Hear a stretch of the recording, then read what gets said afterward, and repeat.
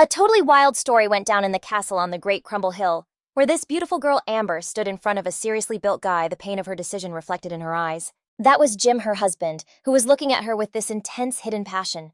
But right as he leaned in to kiss her, Amber dropped a bombshell, her family's awful secret. She wasn't her mom's real daughter. Drowning in guilt, she just couldn't stay in his arms and pulled away.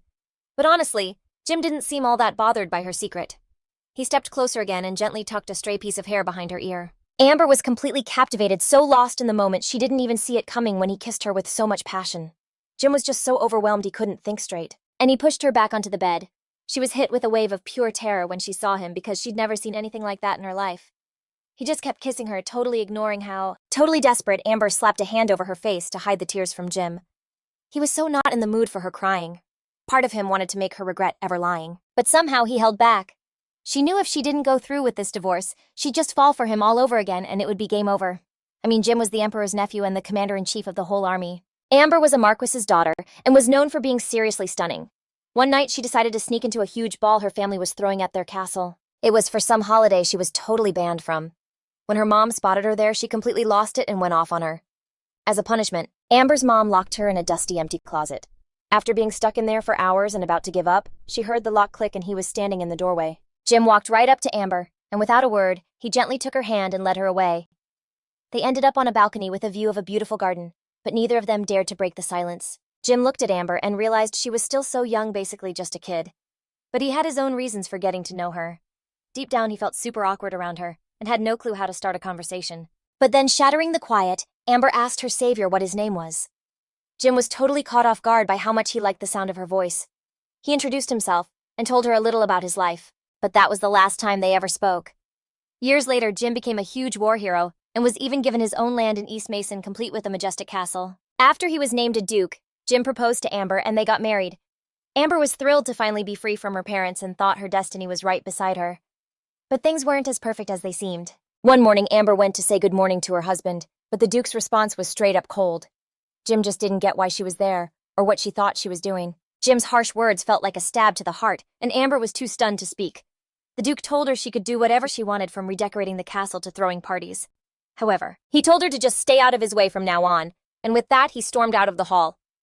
Amber was left all alone, wondering why he'd marry her if he was just going to ignore her. Jim was always caught up in his own business, which meant Amber was always alone, even at mealtimes.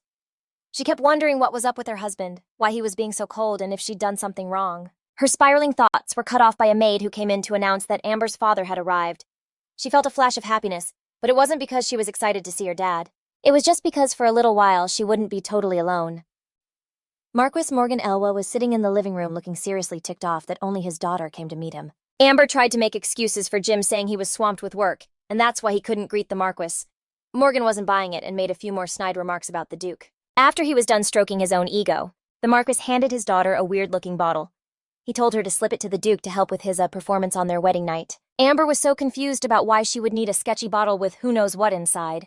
Like he was reading her mind, Morgan explained that it was time for her to lock him down. So he wouldn't start messing around. Being so young, Amber was completely horrified by what her dad was suggesting. But Morgan wouldn't let it go, and pushed the potion toward his daughter again, adding that only a baby would make her position secure. The Marquess looked down on his daughter, and repeated himself, hinting that it was her job to do it. The girl just sat there, shocked by her father's words and trying not to cry. She still took the bottle and hid it in a box. All day, Amber couldn't stop thinking about that messed up conversation. She had no idea how she could ever do what he asked. Every time she remembered how pushy her dad was about using the potion, her face burned with shame. There was zero doubt on Morgan's face. He was sure this was exactly what his daughter had to do for her future. But this wasn't the future she dreamed of as she clutched the bottle to her chest. The conversation between them just ended. It was as strange an ending as it was a beginning, and Morgan left after throwing a few more insults at the Duke for not being there. Amber was alone again, watching her father leave, hoping he'd say just one kind thing to her. It was a total letdown. She was hit with the feeling yet again of how completely alone she was in this world. Snapping out of her daydream, the girl decided she had to ask the local doc what kind of medicine her dad had actually given her. About an hour later, Duke Jim had a visitor. And guess who it turned out to be? Amber's father, Marquess Morgan Elwa, looking for Jim to hand-deliver a letter from the Emperor. Passing the letter to the Duke, Morgan made a big deal about how the message was super important, which is why the Emperor sent him personally. Jim just chuckled. He said the old Marquis was a perfect fit for a delivery boy trekking halfway across the Empire just for a letter. Morgan was totally triggered by the shade and clapped back hard. The Marquess went off accusing the Duke of being disloyal to the throne and claiming he was there to put him in his place. Hearing all that, Jim's face broke into this super sarcastic grin. Lost in his thoughts for a sec, the Duke was like, marrying your daughter was supposed to be my sign of devotion, adding that he had no idea what more the Emperor could possibly want. The old Marquis, acting all high and mighty, started going on about how he and Amber needed to have a kid, and then the Emperor would finally get off his back. But Jim wasn't an idiot. He totally saw the game Morgan was playing. Having a baby meant giving up his title. It finally clicked for Jim. They wanted an heir they could totally puppet. The Marquis tried to convince the Duke it wasn't a big deal, since the heir would be his own son with his bloodline and all.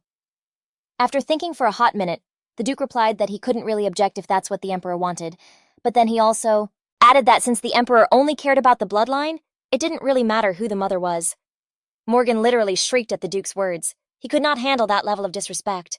Jim immediately laid it out. He couldn't have kids with the Marquess's daughter because every time he looked at her, he just saw Morgan, which was a total vibe kill, without even waiting for a response from the old man. The Duke just stood up and bounced. Morgan was so shook he was literally speechless. He'd never met anyone with that much nerve before. By then, Jim and his crew were already out the door, him walking with his head held high, completely ignoring the old guy's sputtering. The Marquis, left alone in the room, finally got himself together and swore the Duke would pay for what he said. The next morning, Jim was chilling in the dining room at breakfast reading a letter from the Emperor when Amber suddenly appeared. She moved so gracefully like a swan, and he had a fleeting thought that if she wasn't her asterisk, maybe they could have actually worked. As she sat down at the table, Amber's mood instantly dropped. Her husband was giving her the silent treatment as usual. Jim just kept reading his letter, and only after a while did he mention he was heading to see the Emperor. Before Amber could even start spiraling about being left alone again, the Duke announced that she was coming too. She was beyond thrilled. She was finally getting out of this castle to actually live a little. Amber's mind started racing, wondering how it would all go down, what to pack, what to wear, how to act. But the second she looked back at Jim, her happy bubble totally burst. He was back to being a total ice king. Jim, meanwhile, was having flashbacks, wondering what else the Emperor could possibly need. Why did he still not trust his own nephew after all? It was the Duke who had dedicated his life to the Empire since he was 17. He fought for the Emperor's lands. Jim had seen thousands of deaths and he'd spent his whole life walking over mountains of bodies. He even agreed to marry the daughter of the old Marquess, the Emperor's lapdog. And even after all that, they dared to call him disloyal. After finishing his breakfast, Jim decided to take off, just telling Amber he was leaving first. Amber, playing the part of the devoted wife, wished him a safe trip and went back to eating. Despite her husband's coldness, she was just glad they'd spent the morning together and that they had a trip to look forward to. The Imperial Palace was so majestic and intense you literally couldn't look away. Jim got to the palace first, and as expected, did the whole bowing thing before the Emperor. Amber followed him inside, feeling super awkward and out of place in the Emperor's home. Emperor Karl Vane and Empress Emily Vane were super welcoming, greeting the Duke and his wife warmly. To keep up appearances, the Duke made some small talk and asked about the Emperor's health. After a quick reply, Karl turned to Amber, saying he hadn't really gotten to see her since the wedding.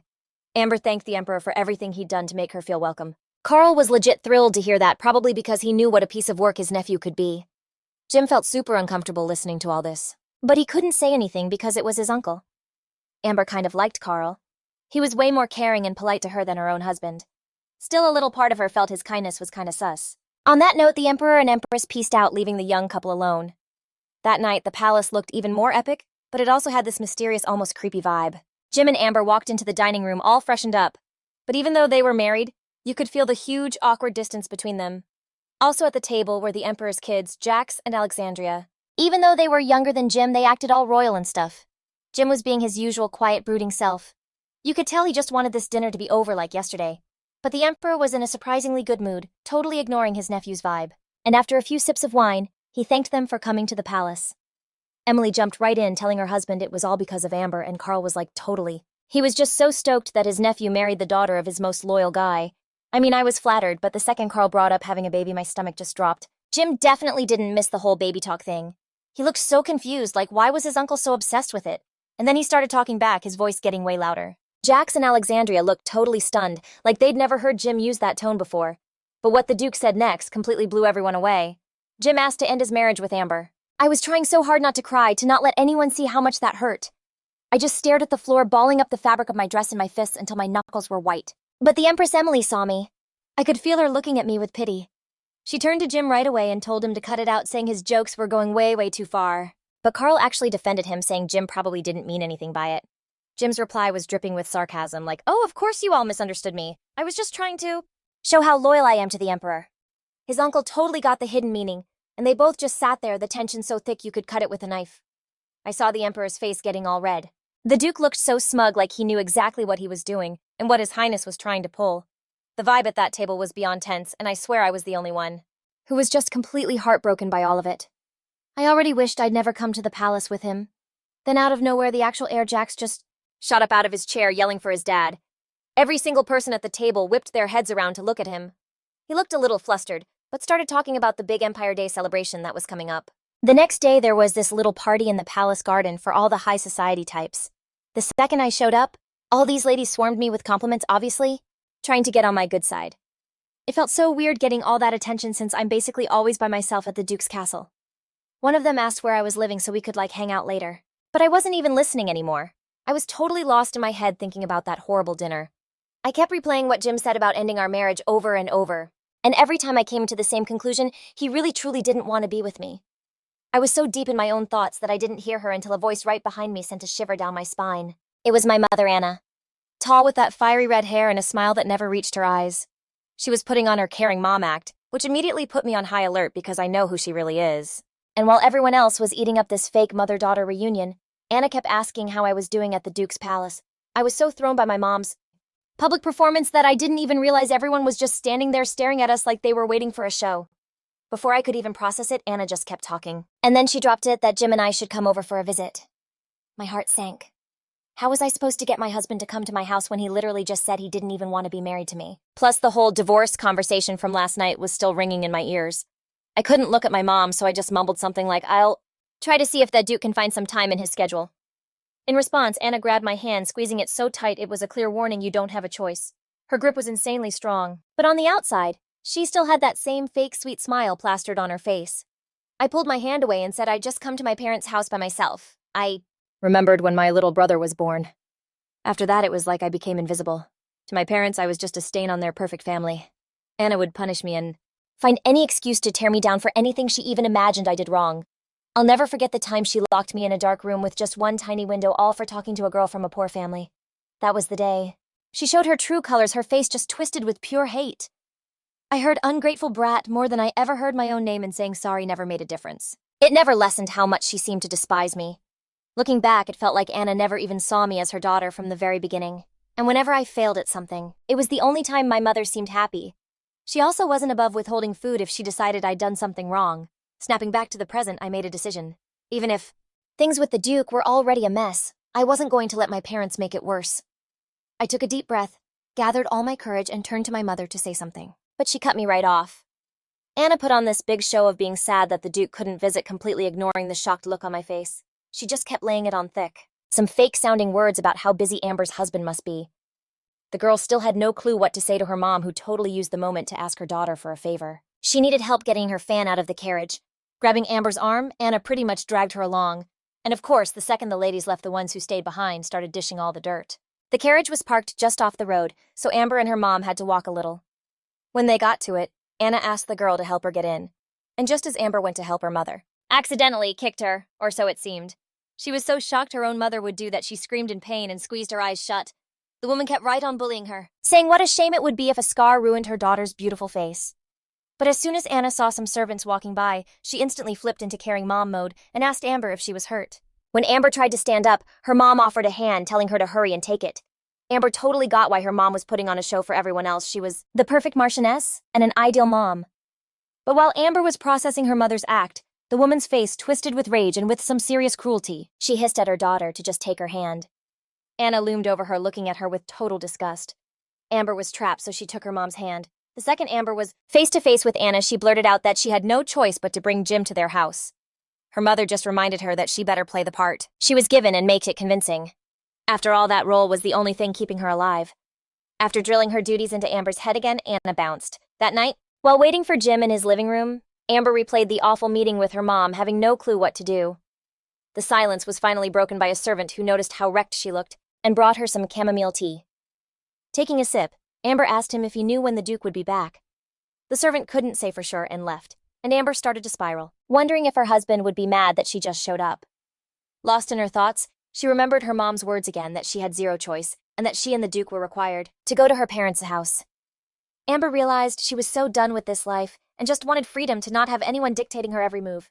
She used to think that she was used to always living on edge, but today it just felt like too much. At the same time, over in the Crown Prince's office, Jim and Jax were talking. The topic was the upcoming anniversary of the Empire's founding. The Duke asked the prince why he was on Capitol security duty this time and not the Imperial Guard. Jax said he was giving him the job because he trusted the Duke more than anyone since he was family, and he was pretty much waiting for a yes. The Duke, in his typical way, just left without answering. On his way back to his rooms, Jim passed by some servants and overheard them gossiping about his wife. A maid was telling a guy that the lady looked super pale all day and that she'd sent her to bed, but that she probably should have just called a doctor. The guy added that he brought Amber chamomile tea, and the maid praised him for it. As they kept talking, they started joking around while doing their chores. But the second they saw the Duke walk by, they immediately greeted him with a bow. The Duke walked past them in silence, and the servants went right back to their conversation. Jim went into his room and started to get changed when he heard snoring. He turned and saw Amber passed out on the couch. The Duke was totally surprised to see her in his room, since she'd literally never set foot in there before, which made him curious about what was going on. Amber was mumbling something in her sleep, and all Jim could make out was the word, Mama. He immediately remembered the servants talking about her being unwell, and just figured it was because of that. Even though things were so awkward between them, he didn't wake her. Instead, he gently scooped her up and carried her to the bed like she was something precious. With a tenderness that was so not like him, the Duke laid Amber on the bed. The girl was so deeply asleep after such a crazy day that she didn't even stir when Jim moved her. For some reason, Jim couldn't just leave. He stood by the bed for a minute, just watching his wife sleep. He decided not to leave the room staying in case Amber woke up and needed something. After a bit, Jim heard a whisper. It was the girl barely making a sound. Looking at Amber, he saw she was still asleep, and figured she was just delirious from being sick. But then she suddenly shot up in bed, not really sure where she was. When she looked around, she saw Jim sitting in a chair, and remembered she'd been waiting for him and must have conked out. But she also remembered that she had been on the couch, and now she was in bed. No way did he actually carry her here. As if he was reading her mind, the Duke said a doctor had come by and thought she just had a cold. But Amber didn't feel sick at all. It was most likely just the stress from the whole confrontation with her mother. She just sat there in Jim's bed taking it all in. On the bedside table was a glass of water and some medicine, which totally meant the Duke had called the doctor. Jim just listened, not saying a word, as Amber thanked him for looking out for her, and took the medicine. After she did, the Duke asked what she was even doing in his room. She had no idea how to bring up her mom's whole request for them to visit. Jim was starting to get seriously annoyed with her stalling, and he demanded she just spit out the reason she was in his room like right now. The second she opened her mouth to speak, she totally choked, muttering something about them being husband and wife. The Duke told her she didn't have to worry or be scared of him like that, but she still got all flustered and decided it would be way better to just bolt. But just as Amber tried to get up and leave, Jim got super close, leaning in and trapping her with his hands on either side of her. His fingers found the bow on her dress and gave it a pull, and he murmured, "Why don't we act like a real husband and wife for a change?" Amber's heart hammered in her chest, and she begged him to stop, but Jim wasn't about to. He kept whispering about the insane heat between them, about how good it would feel to just give in. Looming over her, the Duke looked right into her eyes and asked if this was really what she wanted. In that moment, panic totally set in. She had no clue what to do or how to make him stop. All she could do was plead with him. The second he saw the pure fear in her eyes, the Duke stood up and backed off. Amber whispered that she just came to talk, that she never wanted that asterisk. After she said that, Jim looked kinda bummed, but kept listening as she clutched the front of her untied dress to her chest. Amber finally asked if he would maybe come with her to her parents' house just like her mother asked. But then she quickly added that if he was too busy, it was like totally fine, and she started for the door. Jim was totally thrown by her request. But what really got him was her saying she was trying to protect him. As Amber got to the door, the world started to go fuzzy, and the next thing she knew, she was in the Duke's arms. He'd scooped her up so fast, but his hold was surprisingly warm as he carried her back to the bed. After laying her down, Jim said she should just stay put, and that he'd crash in another room. Amber had no idea where all this concern was coming from and asked him why he was doing this, but the Duke just said she could think whatever she wanted, and then left. A servant was standing right outside the door, and Jim told her to get the doctor for his wife again in the morning. Amber just lay there, unable to wrap her head around what was happening between them. He'd called a doctor, caught her when she fainted, and even though his eyes didn't hold any love for her, there was something soft and almost fragile in them. She had no clue what the Duke was actually feeling, which was actually super warm and cozy. Meanwhile, the Duke went to take a bath and found himself thinking about Amber, too. He remembered what she said about protection, and kind of laughed to himself at how she planned to protect him, when she was basically passing out from being sick herself. The next morning, they were in a carriage heading to Amber's parents' house. Amber was still shocked that the Duke actually ditched his work to come with her. They sat across from each other, but Jim was totally avoiding her gaze, choosing to stare out the window instead. Amber remembered how a servant had come to her that morning and told her the Duke had finished his work and was ready to go with her. While she was trying to figure out why he'd do that, Jim distracted her by asking how she was feeling. The girl was genuinely touched by his concern, and she thanked him. It was super sunny out, and Amber couldn't help but think that maybe it was because the Duke was right there beside her, that the weather was totally perfect. When they rolled up to Amber's family estate, the Marquis was right there to greet them. Morgan was like, "Whoa, I can't believe you made it?" Totally shocked the Duke actually showed up with his crazy schedule. But Jim was so not feeling it. He basically shot back that the Marquis knew he was swamped and pretty much dragged him here anyway. The old Marquis just brushed off the Duke's comment and was like, "Let's have tea in the garden." So while they were getting the tea ready, Amber gave Jim a tour of the castle, showing off all the paintings her grandpa was obsessed with. The Duke, acting all cool and important, strolled past the artwork, barely glancing at them, until they got to this one specific portrait. It was a painting of a little Amber looking exactly the age she was when they first met. She mentioned that her mom totally hated that painting, because it was always put on display just for show. Jim just stared at it completely silent. While the Duke was checking out the portrait, Amber watched him, and decided she had to ask him something. She had no clue how to start, but she was dying to know why he did what he did. And right as she was about to speak, a servant totally interrupted, announcing that tea was served. But the Duke didn't just let it go. He totally picked up on it and asked what she was about to say. Amber, though, had already lost her nerve and just said that it was nothing for now, and she'd ask another time. She quickly bailed from the gallery and urged Jim to follow her into the garden. He was left totally clueless about what she was going to ask. They stepped out into this huge garden full of statues and servants rushing all over the place. The Marquis popped up almost immediately and started asking the Duke what he thought of the castle, to which Jim was like, "Whoa, way too many paintings here." Morgan started gushing about his wife and how much she was into art. She was especially obsessed with the painting of Amber, her so-called beloved daughter. Hearing that, Amber literally muttered lies under her breath. Luckily, no one heard her. The second her dad spotted her, he asked her to dip out with him for a sec, using the excuse that he'd bought her a ton of jewelry and dresses. He left his crew with the Duke to keep him from getting bored and suggested he'd check out some proposal about city business. Morgan dragged his daughter down a path deep into the garden and started grilling her about how the Duke was doing and if he was acting super sketchy. Her dad was really hung up on the sketchy part because he was paranoid Jim was seeing someone else. Amber had no clue what to say since the Duke is always crazy busy, and all she knows is that he's constantly working. That answer totally wasn't good enough for her dad, and he started pressuring her, asking what she was even doing at the mansion and if she'd given him that medicine he brought her. The girl decided to play dumb, acting like she'd completely forgotten about the medicine. Hearing that, her father absolutely lost his mind. Before Amber could even get a word in, her dad threatened that if the marriage with the Duke fell apart, she'd be disowned, and that she absolutely had to have Jim's baby if she didn't want to get abandoned and left to rot alone like her mom. But what really messed her up was when the Marquis said that if she couldn't, she should use the potion and just force the issue. Morgan wasn't even listening to his daughter. He just told her to obey him and do exactly as he said. Amber couldn't take another second of her father's twisted plan to trap the Duke with that potion. After saying everything he wanted, the Marquis finally let his daughter go so Jim wouldn't get suspicious.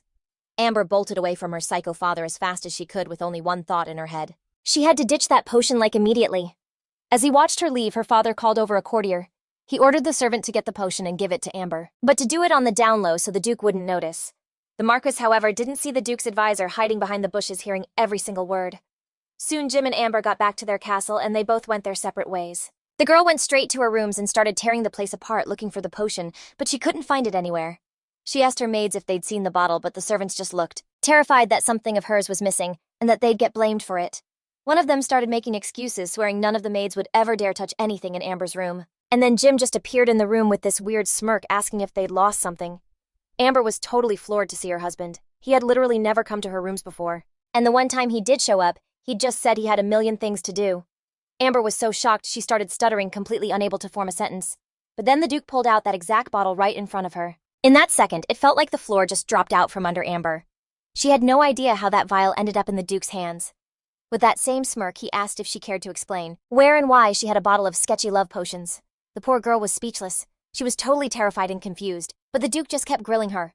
He called her out for putting on an act, saying that behind her sweet little face, she was actually this super calculating person. But honestly, the Duke first felt something for her the day he found her passed out in his room. Then he just stood there watching her, for ages while she slept, mumbling in her sleep. Jim remembered how she was out for so long, making these little pained noises like she was trapped in a serious nightmare. And when she finally woke up all groggy, the first thing she did was call his name. That super pure, innocent look she gave him was still burned into his memory. She reminded him so much of the old Marquis, but at the same time they were completely different. The Duke remembered when he decided to just force the reason out of her and how scared she looked, her whole body just trembling. He actually felt like a total jerk in that moment, watching her try to pull herself together after he freaked her out. He also couldn't figure out what she was trying to protect him from. I mean, how could a girl that seemed so fragile protect anyone?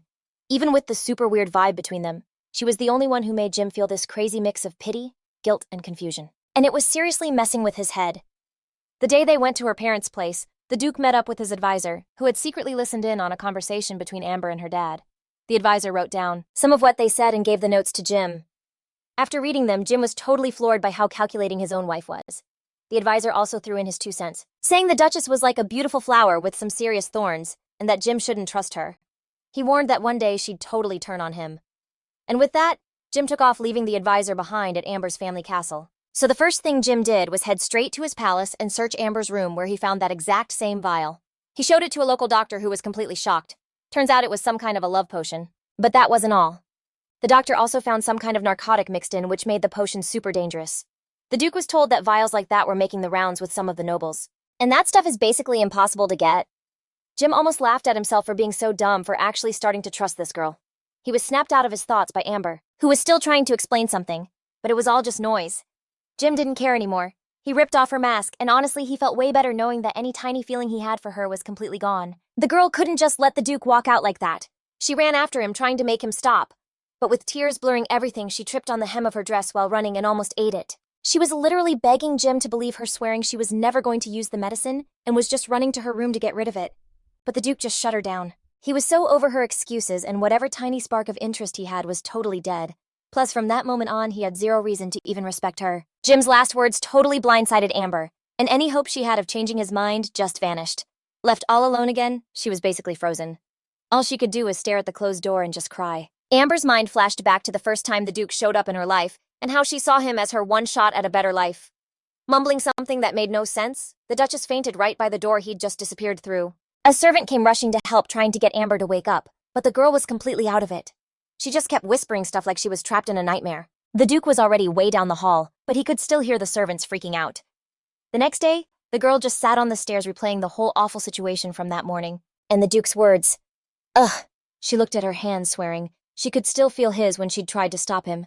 The Duke didn't want to see her, and he definitely didn't want to talk to her after she played him. But Amber wasn't giving up. She begged him to just talk to her, saying she needed to tell him something important. For the last time, the Duke yanked his hand away and said coldly that he was done respecting her, and that she'd be better off just staying in her bedroom. Amber was completely crushed by the Duke's words, and she couldn't even move from the spot with these stupid tears streaming down her face. But she tried to pull herself together, telling herself that crying wasn't going to fix this, and the girl decided it would be better to do something useful instead of just sobbing. That way, she hoped the Duke might actually notice her efforts and agree to talk. Amber really believed that deep down Jim had a good heart, which is why he worried about her and took care of her when she was sick. The girl's thoughts were totally cut off by one of the maids whispering nearby that maybe he had a side piece somewhere. Another maid jumped in, saying he couldn't stand being around Amber, and that's why he never wanted to come home. The maids just kept spilling the tea about the Duke and his wife, completely clueless that she was walking right past them. Amber was stunned that everyone in the palace basically thought she was some kind of monster. She couldn't take it anymore, and just bolted for her room, barely holding it together. As she ran, the maid's cruel words echoed in her head, saying it would have been better if she had never even been a part of the Duke's life. The next morning, Amber sat in front of the mirror, while her personal maid, Lindsay, braided her hair.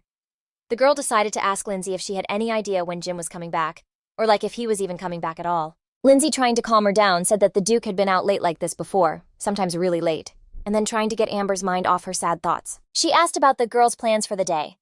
Amber said she was just going to read in the library, but Lindsay suggested they hit the market and buy some stuff instead. After thinking for a second, the girl finally agreed to go for a walk and try to clear her head. At the same time, Jim and his right-hand man Luke were talking about the smuggling investigation. Luke was giving him the latest on the case and who their main suspects were.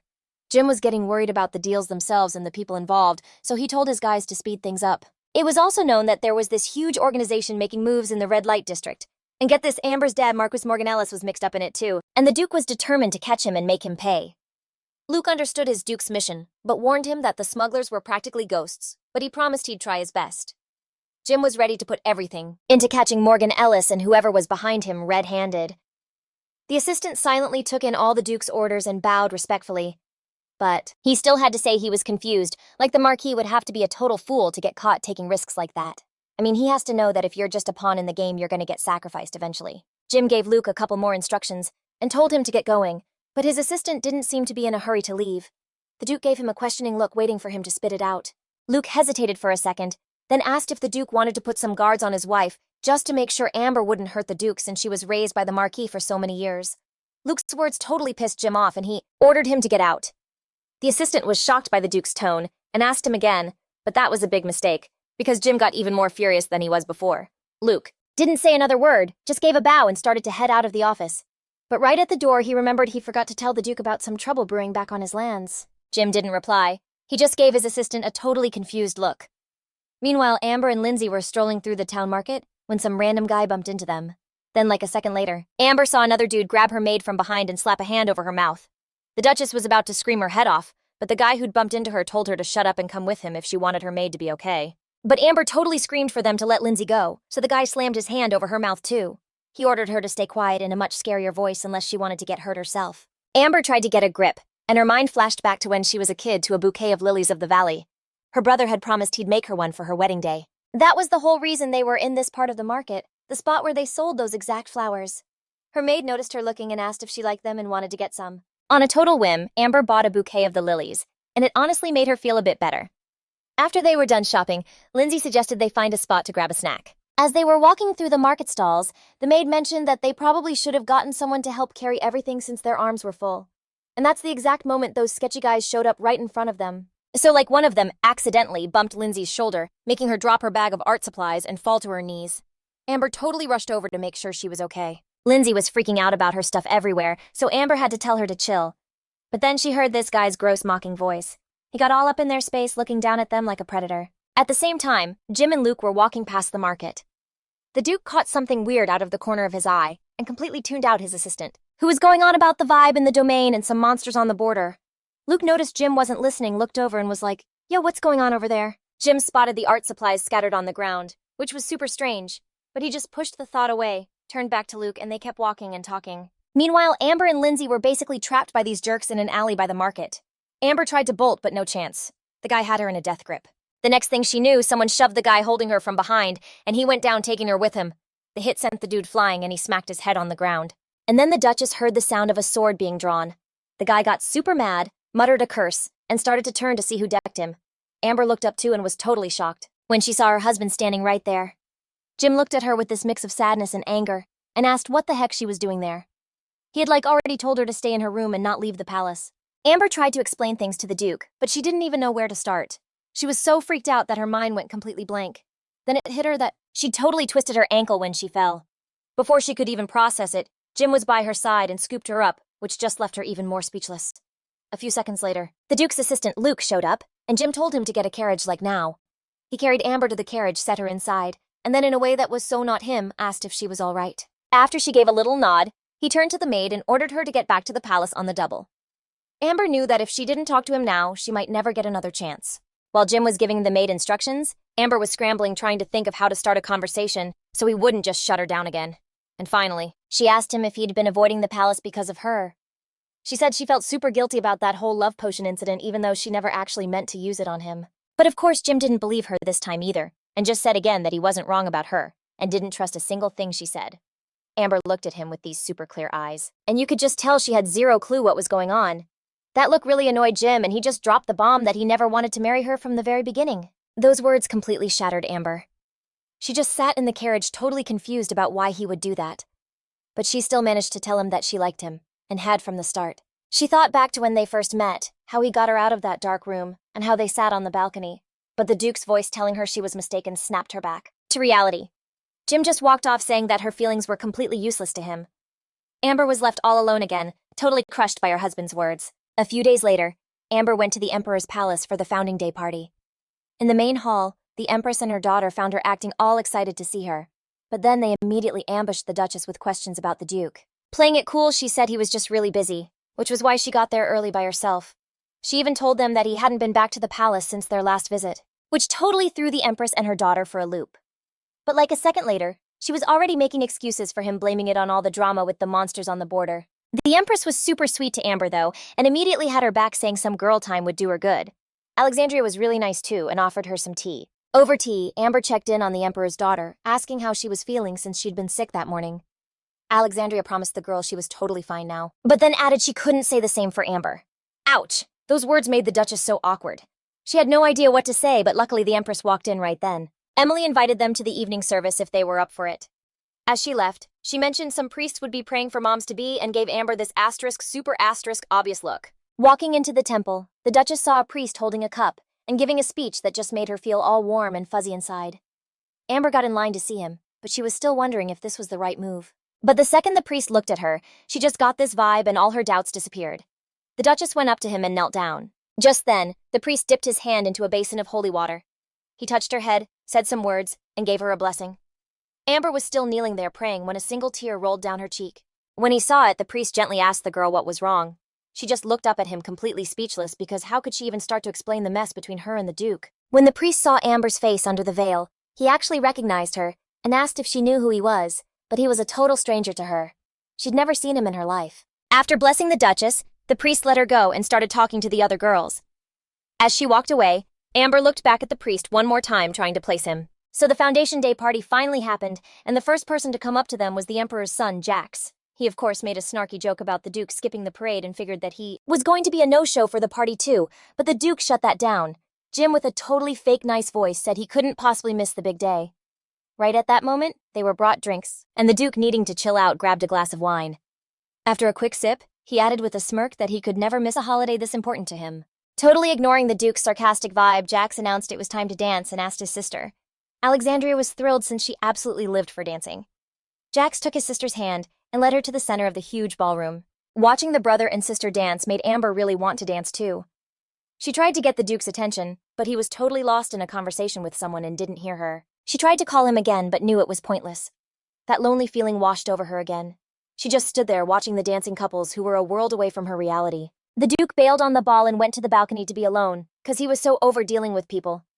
But his alone time lasted for like 2 seconds. Amber appeared in the doorway. She brought him some tea, saying it would help warm him up and sober him up a bit. Jim didn't even glance her way, giving her the full cold shoulder treatment again. Amber carried the teacup so carefully, trying not to spill. When she got to him and put the cup down, she told him he didn't have to drink it if he didn't want to. That kind of caring attitude from Amber just seemed to annoy Jim the most. He didn't want anything from her. The Duchess could feel all the anger and hate rolling off him, and she looked down and shivered, maybe from the cold, maybe from her feelings. That innocent, almost childish look on her face just made Jim even more furious. He could see the pain in her eyes that he was causing. But he refused to fall for it. She'd tricked him once before with that same pure look. Then he just dropped a bomb about their marriage. Did she honestly think it was going to last forever? The question terrified Amber. She was so scared of losing the Duke. But Jim had a reason for asking. He was hoping she would finally get the message and stop bugging him. The girl was completely lost for words. She finally got it that there was nothing she could do to fix things between them. After apologizing, Amber bowed and decided to just leave. On her way out, she stopped and told Jim she wouldn't be a bother anymore. Closing the door behind her, she left him alone with his own head.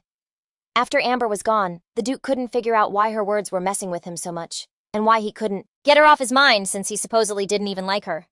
He stood there for a minute, then decided to leave, but he heard footsteps. A girl with red hair came around the corner, saying she couldn't help but overhear their whole chat. The Duke was not thrilled about having an audience for their drama, and asked the stranger who she was. The girl introduced herself as Missy, the daughter of Duke Ephron. Without even letting the Duke get a word in, she kept talking, saying it was so obvious how much Jim despised his wife. The Duke wanted to tell her to get lost, but Missy was pushy and immediately asked if he wanted to team up with her family. Meanwhile, Amber was walking down the hall wondering what on earth she was supposed to do now, completely lost in her own world. That she was so out of it she totally didn't see herself trip and twist her ankle. She stopped and lifted her dress to check out the full extent of the disaster. As she was looking at her leg, she suddenly heard footsteps behind her and thought for sure it was the Duke. But seeing the priest there instead totally surprised Amber. Meanwhile, even though the Duke was giving her the silent treatment, Missy just kept on asking if he wanted to marry into her family. At some point it dawned on her that he had no clue who she was, and she looked so bummed because apparently they had talked about getting engaged when they were kids. Jim was shocked by her nerve and sarcastically asked how many times she'd been dropped as a kid to be asking a total stranger questions like that. Missy looked super offended by what the Duke said, and she opened her mouth to say something else, but the Duke had already blown past her. Without saying a word, Jim just decided to dip, leaving the girl by herself. He went back to the ballroom to find Amber. He scanned the room for her but couldn't find her anywhere and started getting really annoyed. Her face, her voice, her hair just popped into his head. He could almost hear her sweetly offering him tea, snapping out of it. He tried to shove thoughts of her out of his mind, starting to think this girl was actually making him go crazy. At that same moment, Amber was still in the hallway with the priest. He noticed her ankle was hurt and offered to help.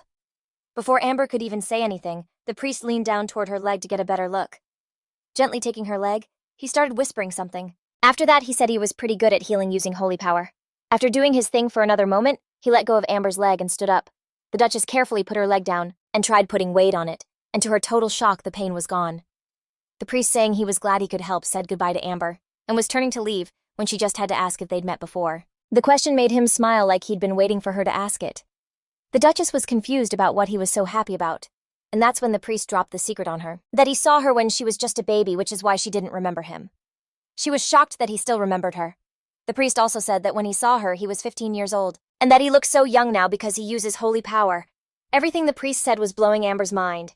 She couldn't believe he was actually 37 years old, while she was just staring at him in awe. He stood there looking at her like he was waiting for the most important question. And right then it hit her, if he saw her as a baby, then he knew her real mother. But the priest didn't give her a chance to ask because it was time for him to go acting like he didn't want to be seen there. With her question unanswered, Amber went quiet again, totally lost in her thoughts. Seeing this, the priest paused and encouraged her, telling her she was very important to him and that they would meet again soon. His words made her feel like she could fly, and all the sadness she'd been carrying just seemed to vanish into thin air. Soon the priest left, leaving her feeling that way. A little while later, another letter came from Amber's father, which she didn't even open, because she figured it was just more instructions about having a baby and winning over the Duke. She was all alone again, and she just couldn't get how her own father could demand something like that from her. Sitting on the windowsill, she thought that maybe if she did get pregnant, Jim would actually be happy about the baby. But then again, how could they even talk about a baby when he never even visits, and is constantly, like right now, just gone somewhere? Amber was about to order her father's letters to be burned, but then she remembered her maid Lindsay had the day off. Realizing she had absolutely no one to talk to, she decided to escape to her favorite place, the library. Walking down the hall from her bedroom, she passed some servants who bowed to her. But as soon as she was past them, she heard them gossiping about that whole incident with the bottle from her dad. She was furious with her father. Because of him, she felt like a nobody all over again. But Amber pulled herself together, deciding she wasn't going to let it get to her, and would just get lost in her favorite books instead. The library was her safe space. Here, she could just be herself and not feel so completely alone. When she finished reading and closed the book, she realized she was starting to get cold. Hugging herself, she went to the library exit. Amber jiggled the doorknob, but it was locked, even though she knew she hadn't closed it. She remembered the maids were in the hallway when she came in, but they wouldn't lock her in, right? She started knocking and yelling for someone to help, but got nothing but silence back. In that moment, while Amber was desperately calling for help, nobody heard her. The hallway outside the library door was empty. The Duchess pressed her body against the door, trying to hear anything, but there was nothing, absolutely nothing. She kept pounding on the door, with what little strength she had left. But the cold was really starting to get to her. With every move, she got weaker and weaker until she couldn't move anymore, leaning her back against the door. She couldn't understand why she was locked in here. The maids she saw were always whispering about her, and the Duke wondering why he even kept her around.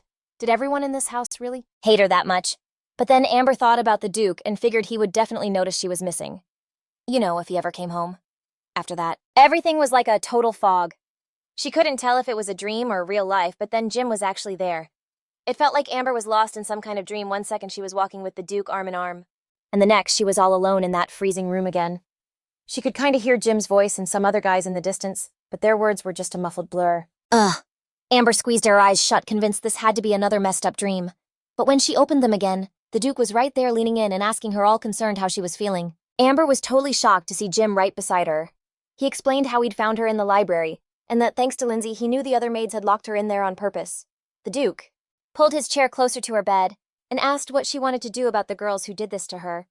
He was ready to do literally anything to make them pay for hurting her, but honestly, Amber didn't want any revenge. She was just too exhausted. Jim was completely confused, like why would she just let it go? They literally locked her in the library where she could have frozen to death. To that, Amber just shot back that he got exactly what he always wanted. The Duke had no idea what she was talking about and asked her to explain.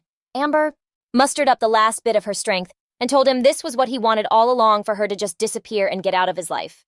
She said he should be thanking those maids for what they did. Jim completely blew off what she said and just told her to eat and take her medicine.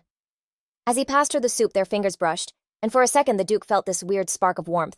He still couldn't figure out why he felt that way around her, but Amber shattered the silence by asking about their marriage and why he was being so weird. Like she seriously didn't get why he was being this way. Jim just listened quietly, making sure she ate all her soup and took her meds. But Amber was desperate for answers to the questions. that were constantly eating her up inside, so she put her spoon down and just stared at Jim. The Duke got up from his chair and told her he was still planning to end their marriage, and that her feelings meant absolutely nothing to him either. But he admitted there was something that bugged him, this weird feeling of weakness he only gets when he's near her. He left the medicine and the empty soup bowl on the nightstand. He waited until Amber fell asleep, which happened super fast, probably from being so tired, or maybe the soup and meds. Before he left, Jim took one last look at her sleeping. Once he was sure she was out, he slipped out of the room. The second he was in the hall, he called for his assistant, who was waiting nearby. Jim told him to round up all the maids who locked Amber in. He wanted them taken to the basement, punished, and then thrown out.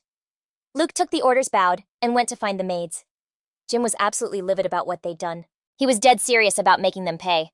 Walking down the long hallway away from Amber's room, he kept cursing those girls under his breath. After 2 days, Amber was feeling way better, so she headed down to the dining room for breakfast. The Duke was already there, totally buried in paperwork, like always ignoring everything around him.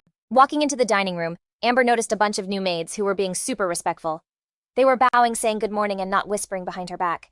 According to her personal maid, Lindsay the Duke had ordered all those other maids to be punished and kicked out of the palace. But even so, the Duke's attitude hadn't changed one bit. He still acted like she wasn't even there. Amber wasn't happy he'd punished them anyway, especially after she'd asked him not to. She felt guilty for being a problem again and causing him all this drama. After a few moments, Amber decided to just ask Jim how he was doing. He glanced up at her confused, and she just said that he looked really tired. The Duke, true to form, said nothing and went right back to his papers. Even though they were at the same table, it felt like they were miles apart, and Amber could totally feel the distance. She started eating, trying to pretend his silent treatment wasn't getting to her.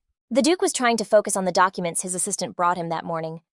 But then he was distracted again by Amber's voice, all quiet and guilty, which just annoyed him. Jim looked up at her, his eyes tired, bracing himself for another annoying conversation.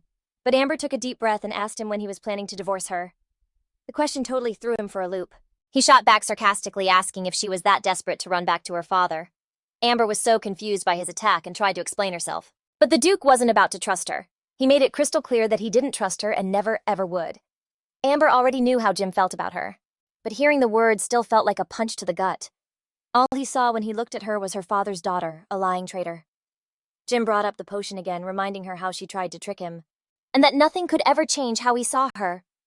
The Duke was making it painfully obvious that she shouldn't get her hopes up and to just stop trying. Realizing she was about to cry, Amber just looked down, whispered an apology, and bolted from the dining room.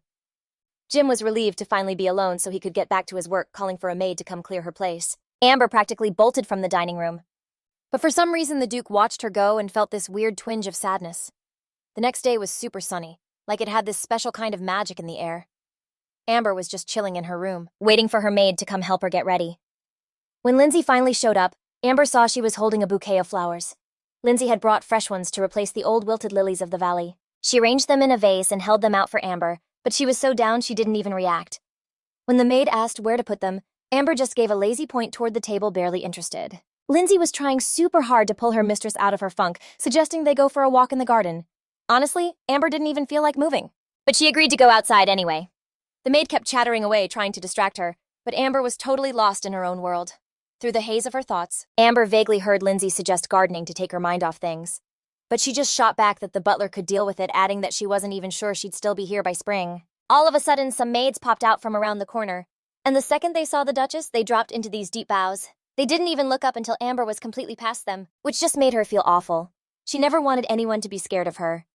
As they walked on, Lindsay whispered that those maids were connected to the people who'd locked her in the library. Amber just let out a heavy sigh and kept walking. Her maid called out to her, but she just ignored it and pushed forward alone. At this point, Amber was just numb. She realized there was no place for her in this house. Meanwhile, some guy she didn't recognize was rushing toward the palace, clearly in a huge hurry.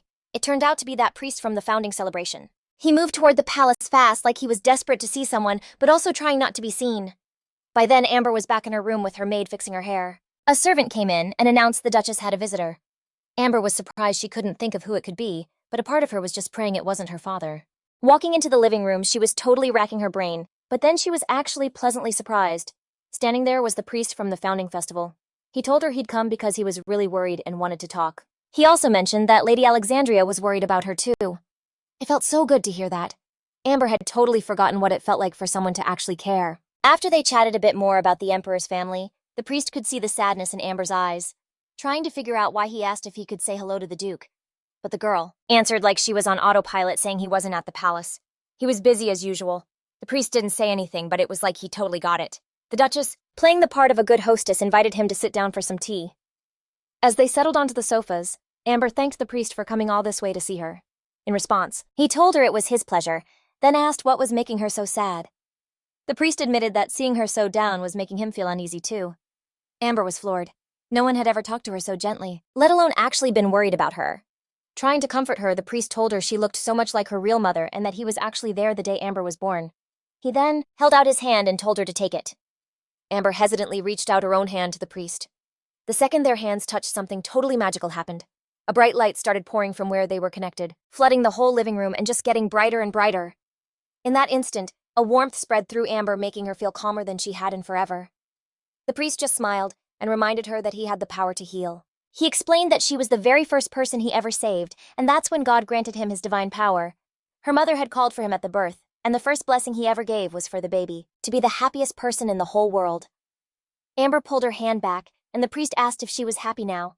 She just pressed her hand to her chest and stared at him, totally speechless.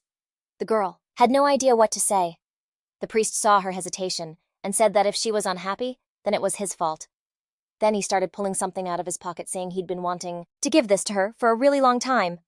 Inside the box was a pendant that held his power. He told Amber she was special to him and that he wanted her to have it. The priest then placed the pendant right in her hand, and she instantly felt a warmth coming from it. Amber was in total shock. It was the first time anyone had ever trusted her with something so precious. The priest told her he wanted her to feel calm and happy, and that the pendant would help with that. The Duchess clutched the pendant to her chest and thanked him, and for the first time in a long time, she felt a real sense of warmth and peace. The priest opened his mouth to say something else, but before he could, the Duke walked into the living room. Jim looked totally surprised to see a priest in his palace, especially one talking to Amber. As the Duke got closer, the priest introduced himself as Thomas.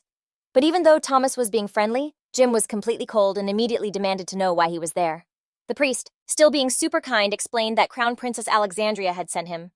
She was worried about Amber's well-being and had asked him to check in on her. The Duke was clearly not thrilled about Alexandria's concern. He was totally not used to anyone actually caring about him. Amber tried to play it cool and hide how she was feeling. After dinner, she offered to show Thomas to a room so he could crash. So for a while after that, the priest just hung around the palace, blessing every room. Amber was so grateful he was there. Even if it was for a short time, he seriously helped her chill out. The days were getting crazy cold, so Lindsay suggested getting her measured for some new warmer outfits. The maid even pointed out that the Duchess was starting to look and feel way better. That's when Amber spotted the butler nearby, and there was some other guy standing next to him. By the time they got over there, the other man had already bounced, and the butler looked totally thrown. He said a letter from the Marquis had just shown up. Amber's whole vibe just tanked. She knew exactly what it was, more orders from her father. She held out her hand to the butler, saying she needed the letter so she could write a reply right now. But the butler told her the letter was actually for the Duke. That was a total curveball for Amber. Her dad was pulling something again, and she had to figure out what it was. She held her hand out again, not backing down, and said she'd give it to the Duke herself. The butler was looking a little flustered, and Amber, to really sell it, pulled the whole "I'm the lady of the house" card and demanded the letter in her most commanding voice. The butler pretty much had to cave and hand it over. Once she had it, she asked if he knew where the Duke was. When the butler mentioned Jim had his own country house, she was shocked Amber knew literally nothing about it. She called for a carriage and headed straight for the Duke's country house. The whole ride there, her mind was racing, wondering what the Duke really felt, what he actually wanted from her, and why he was so crazy secretive. While Amber was on her way, Jim was in a meeting with Duke Ephron and his daughter Missy. Duke Ephron was basically pitching a divorce from Amber, trying to convince him that marrying his daughter would be a major power move. Jim just listened super intense, and not saying a word, trying to figure out what Ephron's real angle was. Amber had already made it to the country house and was walking confidently toward the entrance. As she walked up the path, she figured this was probably the place where the Duke handled all his important state business. Right as she got to the door, some girl with crazy bright red hair came out. They basically slammed into each other at the door, and both started apologizing, neither of them having a clue who the other was. Amber got this super weird vibe from the stranger and just wanted to find the Duke ASAP. But this girl was totally blocking her from going inside and asked if Amber was in fact the Duke's wife.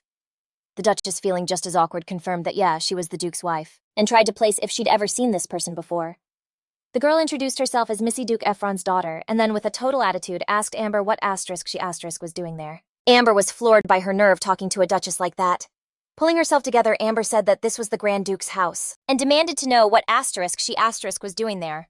Not ready to back down, Missy shot back with the same bratty energy that they were there to see the Duke about a few things.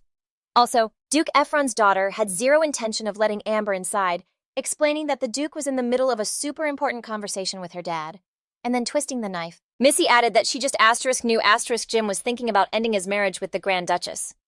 Amber was literally speechless from the attacks coming from a girl she didn't even know, but Missy wasn't done yet, and told the Duchess she should probably start prepping for a divorce, and maybe even find a replacement for the Duke. Missy got right in her face, giving her this smug I won look. After staring Amber down for a couple of seconds, the girl finally decided to bounce and walked away from the house like she owned the place. Amber's mind flashed back to what the maid had said about the Duke maybe having a mistress. No way. Could this girl actually be his lover? The thought made her sick, and she clutched her pendant. After that awful conversation, Amber decided to just forget finding Jim and head back to the palace. Right then, the meeting between Duke Ephron and Jim wrapped up, and they went their separate ways. The Duke's assistant Luke immediately made a beeline for his office, and as he walked past Ephron, he totally overheard him cussing Jim out. Luke made a mental note that Duke Ephron was obviously not happy with how that chat went, and he filed away the nasty words he'd thrown at Jim just in case. When he got to the office, he straight up asked why the Duke had shot down Ephron's offer. Jim was just sitting there, totally lost in thought, and didn't answer right away. An hour before Duke Ephron and his daughter Missy had shown up, they'd asked for a meeting about something supposedly super important. The big pitch was for Jim to end his current marriage and marry his daughter instead. That way Jim would get what he wanted, and finally, break free from the Emperor's control. Ephron tried to convince the Duke that the Emperor wasn't on his side, since he'd spent his whole youth fighting for the Empire. He also forced him into this marriage with some loyal Marquis's daughter he didn't even want. And now the Duke had a chance to get out of it, and wasn't that exactly what he wanted? Jim heard him out, but then with that classic smirk of his, he asked Ephron what made him so sure he wanted out of the marriage. Ephron looked confused for a second by the Duke's tone and then hinted, telling him that they were alone so there was no need to pretend. He also added that his daughter heard a rumor that Jim wanted to end his marriage with the current Duchess. This whole chat was starting to annoy Jim, and he threw some major shade at Missy, calling her a nosy little mouse. Missy was definitely not a fan of that comparison. But Ephron didn't even care. He was ready to kiss up to the Duke to get him to marry his daughter. Ephron mentioned again that a marriage to his daughter would be a sweet opportunity to get out from under the Emperor's control. Jim wasn't responding to Duke Ephron's sales pitch, but the guy wouldn't give up and suggested they frame the Duchess for some crime and find some dirt on her. Jim was getting so sick of Ephron's voice and was starting to get really ticked off. The Duke kept bragging about his family, comparing it to the Maris family. Jim couldn't take it anymore, and calling the conversation totally boring, said that Ephron was just trying to force his daughter on him. He didn't get how his current marriage was any different from what this guy was offering. Ephron tried to talk his way out of it, but he wasn't getting anywhere. Jim's mind flashed back to Amber and their recent breakfast conversation. When she asked when he was going to divorce her, she looked so innocent and sad, but then again teaming up with the House of Ephron wasn't a terrible idea. But still the Duke just wasn't into it. And so Jim voiced his decision. He was not going to divorce Amber. And so he asked Ephron and his daughter not to bother him with such trifles anymore. Jim confirmed Luke's words that he turned down Ephron's offer. Luke didn't understand why the Duke did this, because it was a good opportunity to annoy the Maris, but Jim didn't want to hurt anyone. He didn't need it. The assistant clearly didn't understand what was happening to his master, and decided to ask a couple of questions. He reminded the Duke that Amber was the daughter of a vile Marquess and that the Duke himself had recently wanted to dissolve this marriage. Jim didn't answer him. He just silently wrote something down in his papers. Luke watched the Duke closely, waiting for an answer. But Jim wasn't going to answer. He just said that it was late and time to go back. Luke had no choice but to follow his master. The Duke himself didn't understand what was happening to him. Lately he had been thinking about Amber very often. Even now, walking down the corridor, he remembered her image, her hair, her trembling lips, her eyes full of pain. He kept having flashbacks to the times they were together, or when he saved her. And every time an incomprehensible confusion and a strange tremor arose in the Duke's heart. That is why he decided not to dissolve this marriage for now, but to sort out the feelings that had arisen. Amber walked down the hallway remembering Missy and her words about the Duke. The girl's words stuck in the Duchess's head, and she repeated them over and over again. At such moments when her soul is heavy, Amber automatically grabs the pendant and she feels better. A little later, the Duke walked confidently along the palace corridor. The servants, seeing their master, immediately began to bow, and the butler announced that dinner was ready. But the Duke did not pay attention to them. He was going to Amber's room. Suddenly, the door to the room opened, and in them was someone she didn't expect to see. Amber sat on the bed and couldn't believe her eyes at what she saw. She looked in surprise at the man who suddenly came to her. This man turned out to be a duke. He walked up to Amber and asked what she was doing. The girl replied that she was just sitting and waiting for him to give him something. She handed him the letter, the one from her father. Jim was surprised by the letter, but when he noticed the Marquess's seal, he decided that there was no point in opening it. He took the letter from Amber and thought for a moment. After a minute of silence, he asked her if she had had dinner, to which the girl replied, no. Then Jim invited her to come downstairs with him and have dinner. The Duchess was surprised by her husband's behavior, because for the first time in their life together, he invited her to dinner. Jim waited silently while she prepared for dinner. On the way to the dining room, Amber wondered what had happened to him that he had changed so much. She was sure that he wanted a divorce, and Missy's words confirmed this, but she did not understand what was happening now. Jim walked majestically ahead, and Amber, lost in her sad thoughts, followed quietly behind him. Much time passed since that evening, but the Duke's strange behavior still did not end. Amber was in the greenhouse talking to the butler. They were discussing what to order for the winter when suddenly the door opened. Amber turned around at the familiar voice. Jim was standing in the doorway. It turned out he was looking for her and was surprised that she decided to decorate the greenhouse. The butler stood nearby, holding in his hands a list of what needed to be ordered. Having noticed the list, the Duke asked the butler for it and began to familiarize himself with it. Amber included her favorite lilies of the valley to leave her mark on the place. However, when Jim saw lilies of the valley on the list, he suggested that she plant other flowers as well. The Duchess's heart melted at the Duke's wish, and she decided to enjoy the last moments spent with him. The Duke looked at Amber carefully but said nothing. She looked at him in response, totally mesmerized, dreaming about seeing the lilies of the valley in full bloom. When the Duke started to leave, he told the butler to put vases of the flowers all over the palace. Amber was just lost in her own world. She was thinking about how much better she felt, and how the whole castle was starting to feel different. She remembered life back in the capital where winter like this was basically a myth. It was always warm there. She was actually loving the winter and all the snow here. Jim looked surprised that she was being so chatty today. She just told him it was all thanks to the snowy weather. It totally lifted her spirits. Still, the Duke seemed shocked that frozen water could have that effect on Amber, but nothing he could say was going to ruin her mood. She just kept staring lovingly at the falling snow. Right then, the Duke turned to her with this thoughtful look and started to say something, but he was cut off by Luke yelling as he ran toward them. The assistant was in a huge rush to give his master some urgent news. Turns out monsters had shown up again on the borders, and the soldiers needed the Duke's help like now. Jim looked pretty bummed that he had to leave the palace. All Amber could do was watch the Duke go left, wondering what on earth he was about to say. She knew something between them had shifted, but she had no idea what caused it. Suddenly, the Duke slowed his pace, turned back, and told her to dress warmer when she was walking around without him. Those words made her heart flutter. But then the Duke just had to add that if she got cold, she'd only get sick again and cause him more problems. But his eyes still held a hint of care and warmth. Amber thought he would say more, but he didn't. And just like that, he and his assistant left. As Amber watched them disappear, she realized she was already starting to miss the Duke. 2 whole days had passed since he left. There was no news, and the girl was getting seriously worried about her husband. Amber was in the living room sipping tea when her maid Lindsay walked in. Lindsay announced that the Duchess had a visitor, and it turned out to be her father. She totally wasn't expecting him, and a sick feeling started churning in her stomach. The girl rushed to her father, knowing how much he hated to be kept waiting. When she walked into the office where he was waiting, he was standing with his back to the door. Feeling a knot of guilt, Amber asked her father what brought him here so unexpectedly. But her father didn't answer. He just spun around and smacked her hard across the cheek. The blow was a complete shock to Amber. She couldn't even process what she'd done to deserve it. As she stumbled to the floor, her father loomed over her, his face a mask of pure anger, and demanded to know what she was doing there and why she wasn't pregnant yet. The Marquis screamed at her for not answering his letters, asking how she dared to ignore them. He wouldn't let her get a word in, and she couldn't say anything with her father towering over her. Then the butler came into the office, having heard the noise, and asked if everything was all right. Her father's whole personality flipped the second he realized a stranger could see him acting like that. The Marquis, with a kind look on his face, told the butler that his daughter had simply fallen and that she was probably still weak. He held out his hand to help her up. When he pulled his daughter to her feet, he yanked her close and hissed that she was way too thin, and that it was no surprise the Duke was stepping out on her. Then, so the butler wouldn't get suspicious, he asked with fake fatherly concern if she was eating okay. But the butler was seriously cramping his style, so he told him to go make some tea to warm his daughter up. The butler left to get the tea, and the Marquis's grip on his daughter's shoulders didn't let up. The second they were alone, he went right back to being cruel, dragging her over to the sofa. He threw her down so hard that she slammed her hand against the back of it. He started yelling at her for being disobedient and accused her of letting the Duke meet with another family. Amber couldn't hold back her tears anymore, and to hide her pain from her father, she dropped her head and stared at the floor. He screamed that the Duke had met with them to break off their marriage.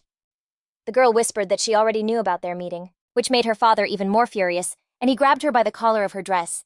He just kept spitting insults at his daughter before hitting her across the face again. Amber fell back against the sofa cushions, and her father reminded her that if the Duke left her, she would no longer be his daughter.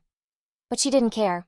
She just told him to do whatever he wanted, which made the Marquis's face turn a scary shade of purple. All the girl wanted was for him to finally leave her alone. The Marquis slapped his own forehead, saying that all she had to do was listen to him, and everything would be fine. And once again, he told her she needed to get pregnant by the Duke to save their marriage.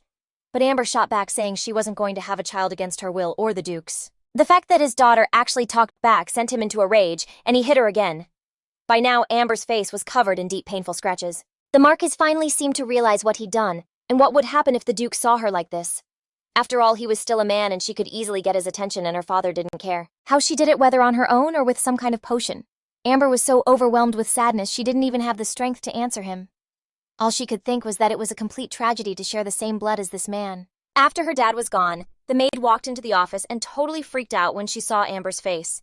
Lindsay had always been super sweet to the Duchess, which honestly made it even harder for the girl to see her so messed up. The maid instantly ran over and started checking out the marks her father had left. In complete shock, she started crying that they needed to get some ice on it right now. To try and get a grip, Amber pulled the pendant the priest had given her out of a drawer. As she held it, she remembered the priest asking if she was happy now. A wave of sadness washed over her, and a single tear she couldn't stop slid down her cheek, clutching the pendant to her chest. She wondered if she had ever actually been happy. And then it hit her the answer to what she had to do to finally get there. A little while later, the Duke was striding down the path to the palace. He'd been busy dealing with drama at the borders, and it took a few more days than he'd planned. On his way, he spotted Amber wearing just a dress with a scarf thrown over her shoulder. The second he saw her, he thought about how stubborn this girl was. She was gonna get sick again, and he'd be the one stuck dealing with it. The Duke called out to his wife, and she turned at the sound of his voice. At first, he was about to ask her what she was thinking coming out here so underdressed, but then he saw the bandage on her face and his whole body went rigid. He walked closer and gently touched the bruised spot, asking how she could have possibly gotten hurt. Amber didn't want him touching her, and pulled his hand away. He was confused by that, and was about to ask why, but she cut him off. Amber brought up the D-word divorce. She asked when he was planning on it because it was the only sure way to make her father's twisted game stop. Jim was stunned that she was on this topic again. The next thing she said was a plea to just end the marriage right then and there. Amber's words hit the Duke like a ton of bricks.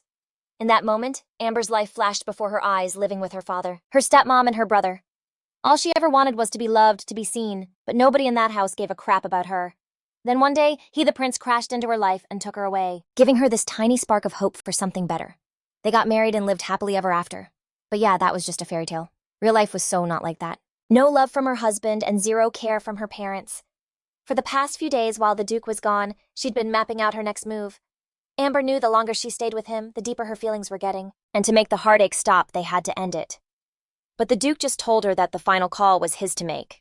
Jim also threw in that in this situation, she didn't really have a choice.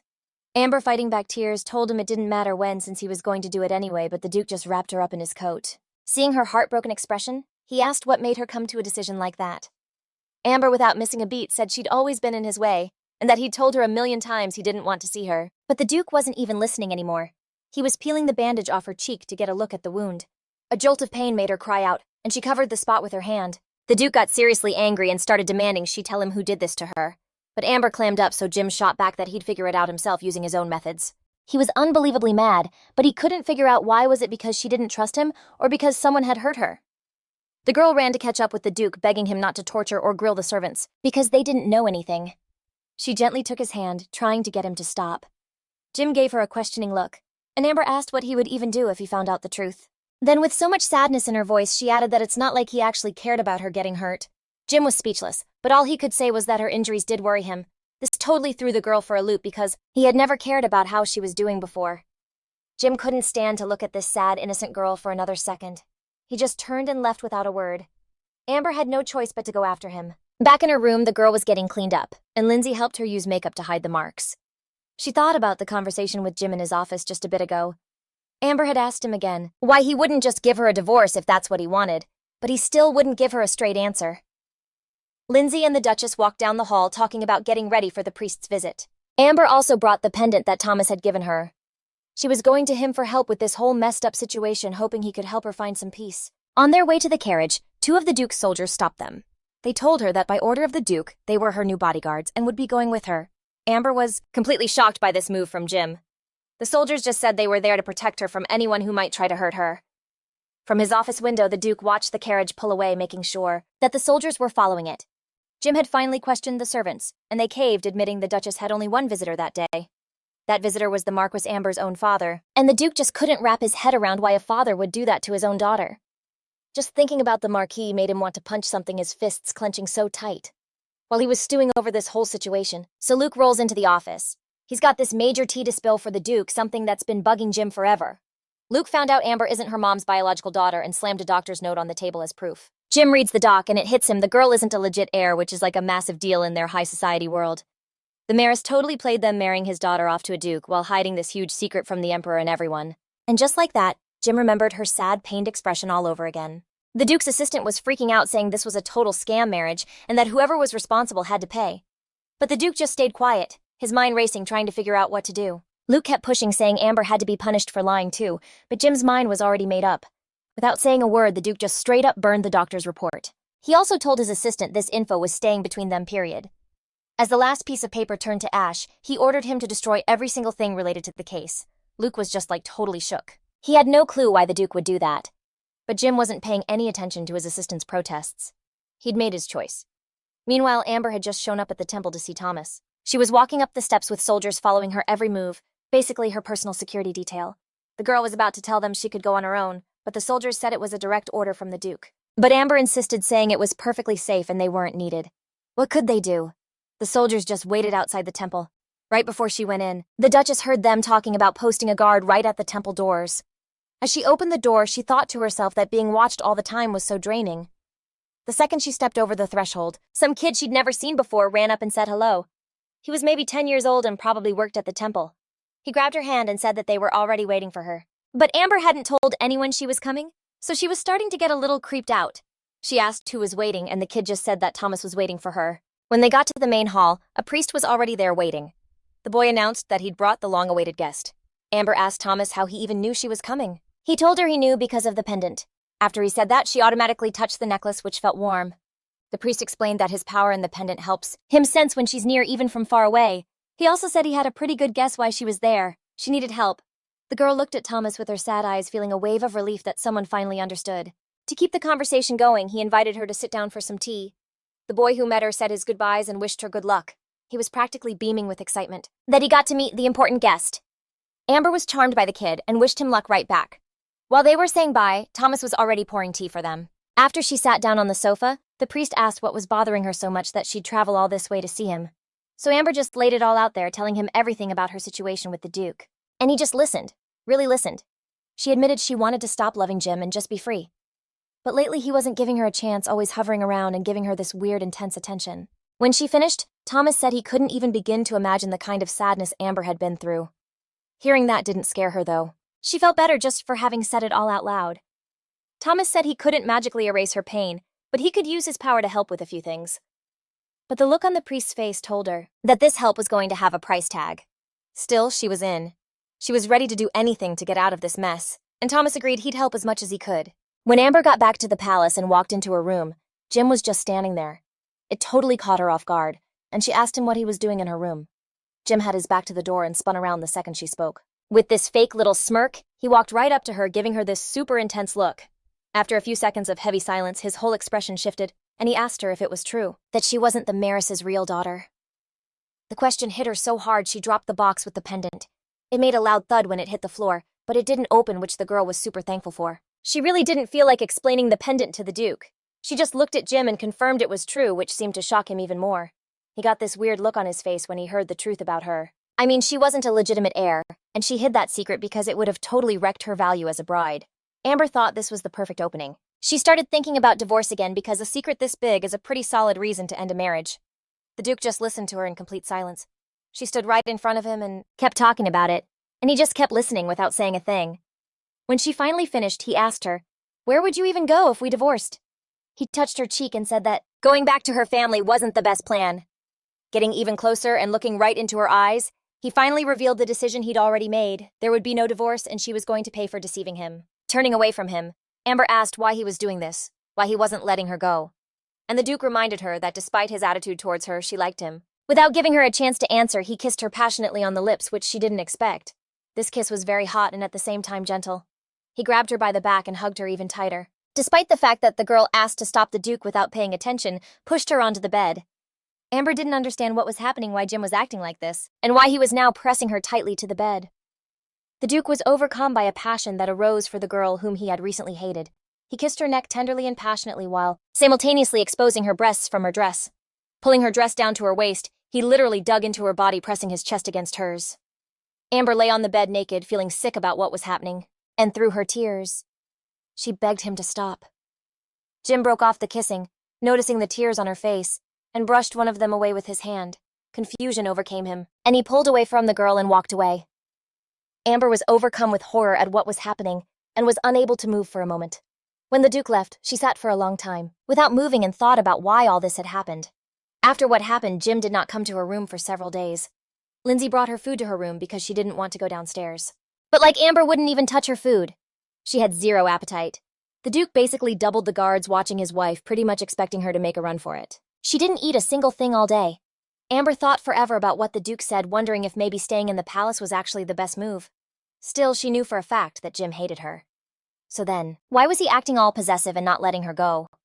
He obviously didn't care about her feelings, but getting upset was pointless, which just made her feel even more down. When it was almost nighttime, she decided to just bolt from the castle and see if the soldiers would even try to stop her. She'd already tried to walk out the other day, and literally no one stopped her, or even looked at her twice. But this time, the second she stepped out of her room, one of the soldiers turned to her and was like, "Where are you going?" Amber just said she woke up early and wanted to go for a walk. The soldier replied that he'd have to go with her. However, the girl told him she wanted to go alone. And surprisingly, the soldier didn't even argue. This totally threw the Duchess for a loop, since she fully expected the Duke to be tracking her every move. She walked out into the garden and just paused. Thinking about how soldiers were always patrolling out here, she instinctively grabbed her pendant, remembering Thomas's words that it would bring her peace. But at their last meeting, he told her that things had changed, and he had to use the power inside the pendant to help her. When the priest held the pendant, this bright light and an incredible warmth started pouring out of it. Thomas also said that same power had saved her at birth, and because of that, part of it was literally inside her heart. And to get the powers to work, she just had to press the pendant to her chest. But Amber's body wasn't ready to handle that kind of power yet, and she was only supposed to use it as a last resort. It was right then that the girl figured this was totally a last resort situation, and she wanted to use its power to make herself invisible. While she was thinking, someone suddenly touched her shoulder, and she just about jumped out of her skin. She thought it was the soldiers, but it turned out to be the Duke. Jim asked her what she was doing out there so late and where she thought she was going. He grabbed her tight, one hand on her waist and the other on her wrist, like he was terrified she was about to make a break for it. Amber was so not cool with this, and told him to let go, but of course the Duke didn't even react. Totally ignoring how mad she was, Jim just scooped her up into his arms. He carried her back to the palace, not saying a single word. When they got inside, servants were standing right by the door, but he blew right past them. He was actually carrying her carefully. Amber tried to wiggle out of his arms and kept telling him to put her down, but he just kept carrying her somewhere. They walked past the servants, who saw the whole thing, but just bowed their heads without a word. To Amber's complete shock, Jim carried her straight into his room and only then set her down on the floor. In a super demanding tone, he told her to stay in his room and not even think about leaving. She could not figure out his tone or his actions at all. Jim left her there and decided to head to his office to cool down. Amber yelled after him, asking why he was doing this to her. But he didn't answer. He just kept walking out of the room. As he walked down the hall, he tried to keep his face a blank mask so the servants wouldn't start gossiping behind his back. Amber just sat on his bed for a while, totally clueless about what to do next. From that day on, she was locked in his rooms and couldn't go anywhere. He would just show up in the doorway all the time. This was making the girl seriously angry, and she finally asked him how much longer he was planning on keeping her there. Jim shot back that if she kept trying to escape, he would keep her there until she finally calmed down. This made Amber so freaking mad she had to clench the fabric of her dress to stop herself from being rude. The Duke, completely ignoring her reaction, basically said that she should just admit she's staying with him and stop bringing up this whole divorce conversation. The Duchess just gave him a sarcastic smile in return. She knew exactly what he was after. It finally clicked for Amber. He wanted her to keep up this whole fake Duchess act and stay with him. But honestly, even if he didn't love her, staying with him was her safest bet. Since they were at a total stalemate, he just bailed, leaving her stuck in his room again. Amber had been on a hunger strike for days, so the Duke came to tell her that starving herself was a seriously bad move. He even threatened to make her eat, but she couldn't have cared less. The Duke tried literally everything to get her to eat, but she just gave him the silent treatment no matter what. After forever, she finally said she could totally manage without his help. He let out this huge sigh, obviously so done with her whole vibe. But after a bit, Amber finally caved and sat down for some soup. After like 2 spoonfuls, she made a huge show of pushing her plate away, saying she was done with lunch. Jim totally knew she was doing it on purpose and begged her to stop being so stubborn. He reminded her one more time that all this drama would stop if she'd just agree to stay with him. But Amber didn't even answer. She was just not having it, refusing to get where he was coming from. Getting up, she just walked over to the bed. The Duke watched her every move, and you could tell her attitude was getting on his last nerve. After a couple more days of her hunger strike, Amber's condition got way worse and they had to call a doctor. She was basically sleeping 24/7 and the doc insisted they had to get her outside for fresh air and seriously up her food portions.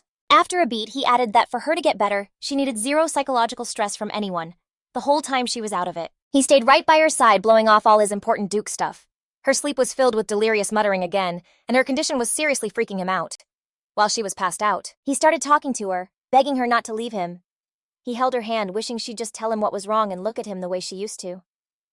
Through the haze, Amber slowly started to wake up. She shot up in bed, her head pounding and her vision going all spotty. Looking around, she saw Jim crashed out on the sofa. Amber wasn't sure if he was actually asleep or just faking it. She crept closer and touched his head, but he didn't even flinch. She thought, this is it, my chance to bolt while he's not watching. Barefoot, she tried to move like a ninja so the floor wouldn't creak, but after like 2 steps, she felt his hands on her and he just scooped her up like she weighed nothing. He sat back down on the sofa with her and called her a stubborn brat. Then he was like, "So where were you planning on running off to this time?" And before she could even answer, he offered to leave with her tomorrow, which totally threw Amber for a loop. All of a sudden, she felt this crazy warmth spread through her, and her heart started pounding from his touch. In that second, she knew she just couldn't leave him. Jim obviously didn't want to let her go, and they just sat there holding each other for a while. The next day, the whole palace was literally overflowing with lilies of the valley. Seeing it, Amber was completely blown away and so surprised he did all that for her. Then he showed up and confirmed it was all him. He also said he'd do anything she wanted, she just had to say the word. Amber was not expecting a move like that from him at all.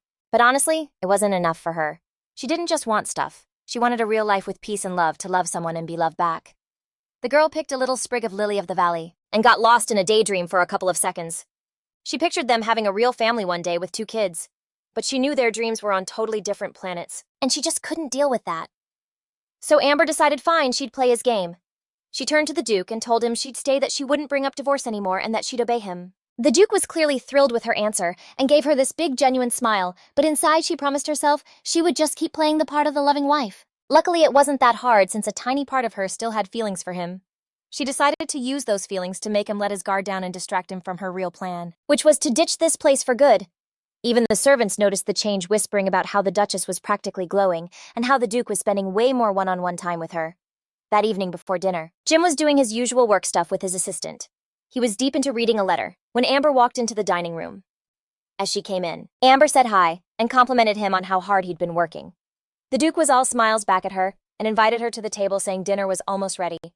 It wasn't just the servants, but Luke too, who was totally shook by how they were acting. When dinner was served, they ate and had this super warm conversation the whole time. Jim told her an invitation had arrived from Alexandria in a ball for her baby shower. Amber was kind of surprised by the invite, but she got that it was sent to her because technically she was part of the family. The Duke handed the letter to Luke and told him to pass it to Amber. The assistant quietly gave her the letter and went back to the Duke's side. After she read it, she realized literally everyone was going to be invited. And that meant her mom would be there too. Amber really did not want that reunion because she knew it would just turn into a massive scandal. It was like he read her mind. The Duke basically told her she could totally bail on the invitation if she wasn't feeling it.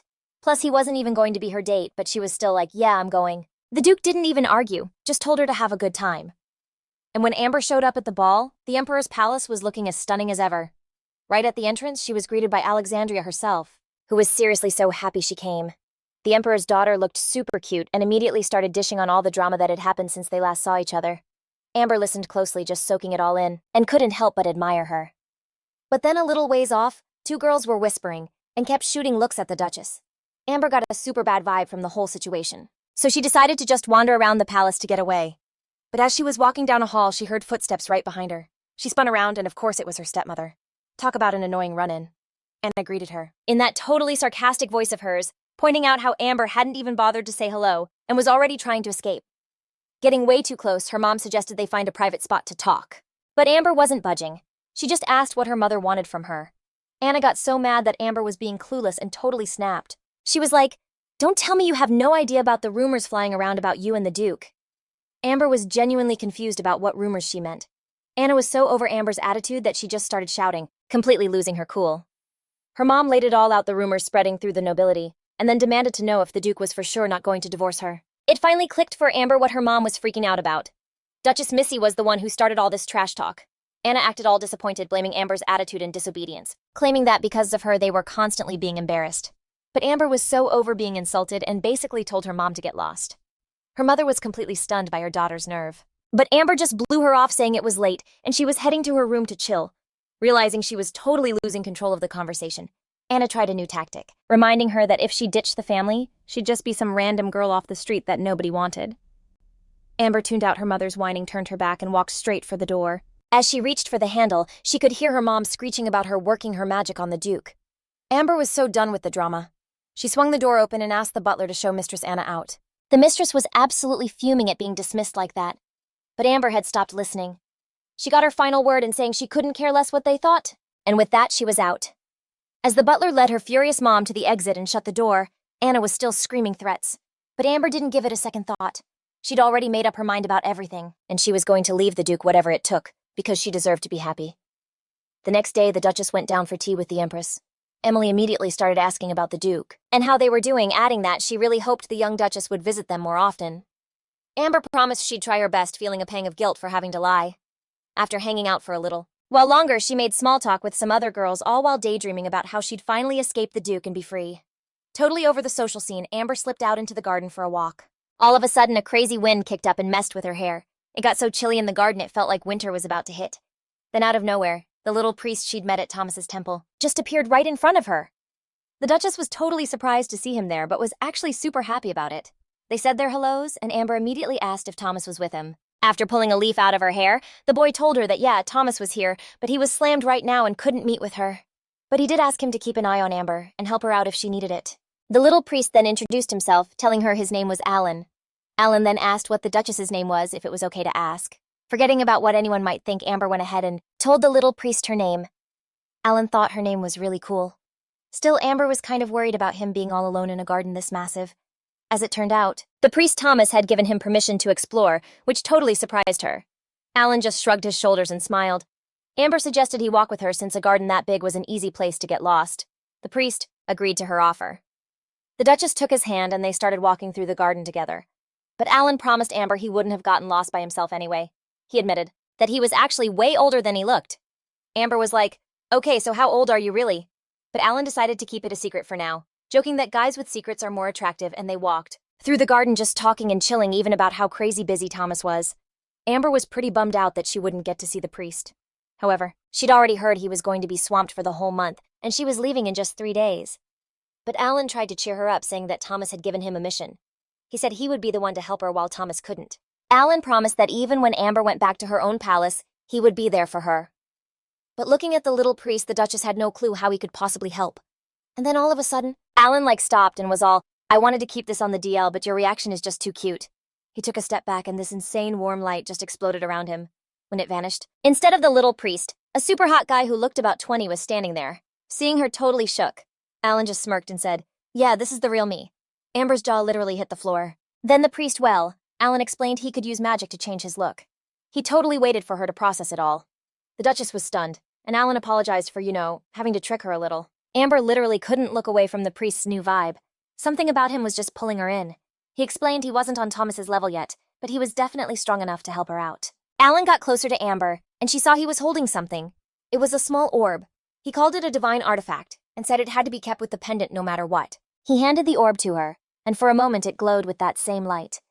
There was a message in it, and she had to listen to it completely alone because there were way too many prying ears around. She promised she'd do exactly what he said.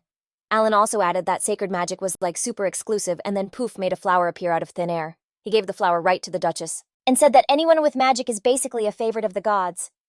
And since she had it, that meant her too. Amber was still totally captivated by Alan and just stared at him in awe. Alan gave her this warm, knowing smile back, and like he knew the future, said everything was going to be okay. Meanwhile, back at the palace, Jim was getting the lowdown from the commander of Amber's personal security detail. He was hearing all about what the Duchess did at the Emperor's palace. The next morning, Amber was already back at the palace to see the Duke. When they pulled up, her driver announced, "We're here." He went around to open the door, only to find that the Duchess was totally passed out. Amber was so exhausted she'd crashed on the way home. The driver tried calling her name, but she was out cold. Just as he was about to try again, someone tapped him on the shoulder. He turned, and it was the Duke holding a finger to his lips to shush him. The driver bowed to Jim and backed away from the carriage, letting him get to Amber. The Duke gently scooped her into his arms and carried her toward the palace so she could keep sleeping.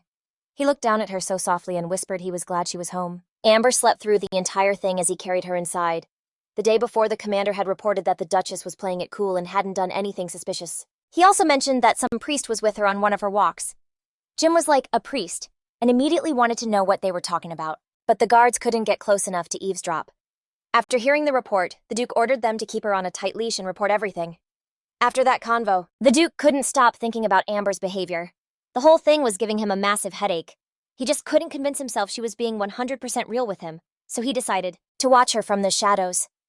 Later, while chilling with Lindsay in her bedroom, Amber asked who carried her from the carriage. The maid said the Duke himself did it, adding that they looked so happy together. And while Lindsay was totally shipping them, the Duchess was secretly loving how they must have looked. Amber needed a minute to herself, so she asked for some tea. The second she was alone, she put the box with the pendant and the orb on the table. She opened it and just stared at the pendant. The moment she connected them, this incredible light started pouring out of them, filling the entire room. A second later, the orb split open, and a tiny scroll appeared. Amber grabbed the scroll and started to read the message Alan had left her. The note said that after he handled his business, he'd be waiting for her at a secret spot, and if she couldn't come right away, he'd wait as long as it took. But she knew her guard detail would never let her just bounce. Even going for a walk meant they'd be breathing down her neck. She burned the note so no one could find out her plan. Slipping the pendant under her dress, she knew her only way out was magic. But she was still going to try and get Jim to soften up and call off his watchdogs. She was kind of digging this new determined vibe she'd had lately. She and the Duke started hanging out a lot, walking in the garden and talking for hours. They were even having lunch together. And with every day that passed, he seemed to be warming up to her more and more. But still, he kept the guards on her. Amber stood by the window just watching the snowfall. It was totally mesmerizing and kind of calming. She had to ditch the palace before spring, since the crazier the winter got, the more work the Duke had, and the less time they had together. Tonight, she even ate dinner by herself because he was so swamped. Suddenly, Amber heard a noise coming from the Duke's bedroom. She followed the sound, a little freaked out about what she might find. Cracking the door open, she peeked inside and called his name, but there was no answer. So she went into the room and saw him sprawled on the bed. The Duchess knew she had to get closer and check on him. She found a broken glass by the bed. It looked like he wanted a drink, but it slipped and shattered. Amber crouched down and carefully started picking up the pieces so no one would get hurt. After gathering every single fragment into a handkerchief, she wrapped it up. The Duchess moved closer to the bed to check if he was running a fever, but he was fine, so she just covered him with a blanket. Jim looked so worn out, but at the same time so ridiculously attractive, that she couldn't tear her eyes away. He was still completely passed out. He must have been in a really deep sleep. For some reason, Amber really wanted to touch him, and she gently reached out and touched his face. She leaned in and whispered his name, but he didn't even move. He was sleeping so quietly, so peacefully, like a little kid. And then Amber just sighed, not having a clue what she was even doing, and decided she just needed to call a healer. But the second she turned to leave, he grabbed her hand. The girl snapped her head back toward him and saw a look in his eyes that made her feel warm all over. He pulled her closer to him until there was barely any space between them. They just looked into each other's eyes without saying a word, savoring the moment like they were afraid to break the spell. Jim gently pulled her onto him. This crazy energy just took over, and they were kissing like they were starving for it, like they'd been waiting forever. He ripped her dress off, tossing it to the floor like it was nothing. They tumbled onto the bed, their mouths still locked, totally forgetting all the drama between them. But then, to Amber's total shock, the Duke was actually gentle. His hands explored every part of her, his touch so soft. He was just so lost in the heat of the moment that he pinned her arms above her head, his other hand gripping her thigh. In a breathy whisper, she asked if he remembered the first time they met. He pulled back, giving her a confused look. After a beat, Jim was like, "Does that really matter right now?" Amber felt a pang of disappointment and said, "No, I guess not." Her heart totally cracked a little at how cold he was, but then the Duke just looked at her with this soft expression and kept touching her. He grabbed her hips and gently, but with this burning need, he made her completely his. Jim prayed she would never leave, and Amber promised him she never would. They were totally lost in each other, completely wrapped up in the moment. But this was all part of her plan, a way to distract him. To mess with his head, she had to make a move. But honestly, she'd wanted this for so long too, for them to just be one, wanting each other more than anything. The Duke's gentle touch turned rough and wild, and a sound of pure pleasure escaped Amber's lips, which only made Jim want her more. He looked at her, realizing she was the only one he ever wanted to be with. It was the best either of them had ever felt, and in that moment she knew she still loved him. She thought about their first meeting, how much it meant to her. It sucked that the Duke just didn't get it. Their wedding was supposed to be a fresh start, a hope for something better. Even those quick little meetups, she'd always waited for them, her heart pounding. And yeah, his coldness cut the deepest, but she could never ever forget these feelings. Because they are like chains and a treasure all at once, something she'd held on to since she was a kid. But now she just wanted to break free. After all, he was never going to love her the way she needed him to. They fell asleep wrapped in each other's arms. When the Duke woke up, he was so happy to see her there, and he kissed the top of her head super gently so she wouldn't wake up. He just watched her sleep, like some angel sent down just for him. It was dumb to think she'd ever run away, not when it was so obvious she felt something for him. He replayed the sound of her voice in his mind. The warmth she radiated was insane, and he realized he was feeling things he'd never felt before. And these feelings were real, and she was real. Right here beside him, she was everything he needed. From that moment on, he totally called off the soldiers who were watching her, which was a huge shock. Amber kept looking at the Duke with this mix of awe and love. But as the winter got worse, they started spending less and less time together. Then one day Luke rushed in and told him that monsters were going wild on the border again. A flicker of excitement in his eyes, Jim asked how many they were up against. His aide said they didn't have a count, but they knew the survivors from the fallen kingdom had joined them, and our soldiers were totally pinned down. Jim gave the order to move out like right now.